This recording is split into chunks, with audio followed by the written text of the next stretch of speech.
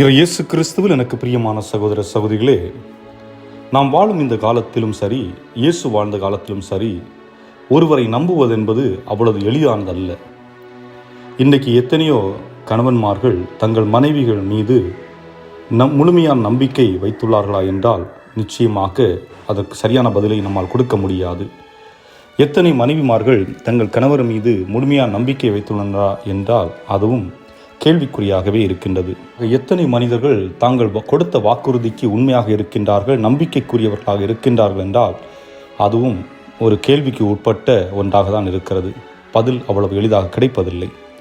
ஆக பல மனிதர்கள் வாழ்வில் சக மனிதன் மீது உள்ள நம்பிக்கையே கேள்விக்குறியாக தான் இருக்கிறது என்பதை இதன் மூலம் நாம் புரிந்து கொள்ள முடிகிறது. இப்படிப்பட்ட சூழலில்தான் இயேசு இறந்து விடுகிறார். சிலர் அவர் உயிர்த்தெழுந்த பின்பு அவரை பார்த்து விட்டனர். சிலர் இயேசு உயிர்த்து விட்டார் என்று அறைகூவல் விட தொடங்கினார்கள். செய்திகளை மற்றவர்களுக்கு பரிமாற தொடங்கினார்கள். அந்த நேரத்திலே இயேசு அவர்கள் மத்தியிலே தோன்றி, உங்களுக்கு அமைதி உரித்தாக என்று கூறுகிறார்.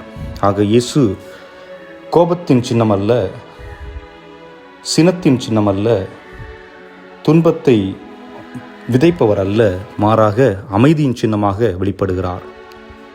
இந்நிலையிலே இயேசு மீண்டும் ஒரு ஆழமான செய்தியை கொடுப்பதை பார்க்க முடிகிறது. அதாவது, பொதுவாக ஆவி என்றால் உடல், எலும்பு என்று எதுவும் இருப்பதில்லை. ஆனால் உயிர்த்தெழுந்த இயேசுவின் உடலிலே எலும்புகள், சதைகள் தென்படுகின்றன. தொட்டு பார்த்தனர். அது மட்டுமல்ல, இயேசு அவர்களிடம் உண்பதற்கு ஏதாவது இருக்கிறதா என்று கேட்க மீன் துண்டை வாங்கி சாப்பிடுகிறார் என்று விவிலியம் கூறுகிறது. அதாவது இது நமக்கு வெளிப்படுத்துவது உயிர்த்த ஆண்டவர் ஆவி அல்ல, மாறாக உருமாற்றம் பெற்றிருக்கிறார். அதே நேரம் கடவுளாகவும் இருந்தார். ஆகவே தான் இயேசு கூறுகிறார், என்னை கண்டவர் என் தந்தையை கண்டார், என் வழியாய் அன்றி யாரும் தந்தையிடம் வர இயலாது. இதை தெளிவுபடுத்த இயேசு பழைய ஏற்பாட்டில் உள்ள அனைத்து தரிசனத்தையும் கூறுகிறார். காரணம், இயேசு பிறந்து மரித்து உயிர்த்தெழ வேண்டும் என்பதுதான் மறைநூல். அந்த மறைநூலில் பழைய ஏற்பாடு முழுவதும் எழுதப்பட்டிருக்கின்றது. அவ்வாறே நிகழ்ந்தது என்று தெளிவுபடுத்துகிறார். காரணம், இந்த நிகழ்வு முன்குறிக்கப்பட்டது. இதன் வழியாக இறைவனும் மனிதனும் ஆழமான நல்ல உறவை ஏற்பட ஆரம்பமாகிறது. அன்புக்குரியவர்களே, சிந்தியுங்கள். இயேசு அமைதி உண்டாகட்டும் என்று சொன்னார்.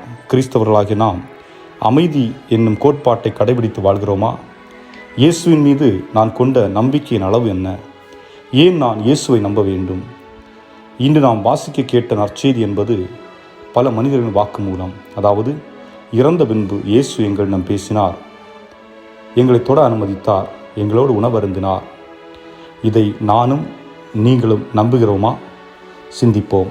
இறைவன் உங்களை நிறைவாக ஆசீர்வதிப்பாராக. ஆமென்.